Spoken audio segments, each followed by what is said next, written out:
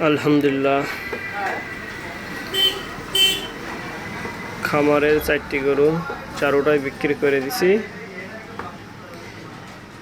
তো আসলে খামারে 4টি গরুতে লাভ লস কি হলো এটা আজকে জানাবো। এই যে খামারের গরু বিক্রি করে দিছি, খাবার ছিল কিছু, এগুলো তুলে ফেলতেছি। আর একটা বাচ্চা গাভী আছে, একটা গাভীন গরু আছে, তাদের দেব। তো আসলে খামারে 4টি গরুতে কেমন লাভ হলো কি লস হলো এটার একটা হিসাব কিতাব। যেহেতু আমার খামারে 4টি গরু তুলছি 2 মাস হয় নাই, 5 দিন বাকি ছিল, 1 মাস 25 দিন বয়স গরুর।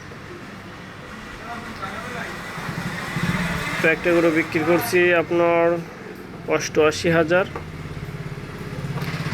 একটা গরু বিক্রি করছি 1,04,000, একটা গরু বিক্রি করছি 1,10,000, আর একটা বিক্রি করছি 1,11,000। তো আলহামদুলিল্লাহ 4টি গরু বিক্রি করছি। 4টি গরু কিনা ছিল আমার 3,40,000 টাকা। আমার 35,000 টাকার মতন খরচ হয়েছে, 40,000 টাকা লাভ হয়েছে।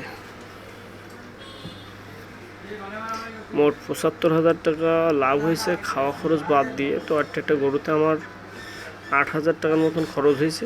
যেহেতু আমার ওষুধ খরচ হয় নাই, ডাক্তারের 1 টাকাও দেওয়া লাগে নাই, শুধু খাওয়া খরচ।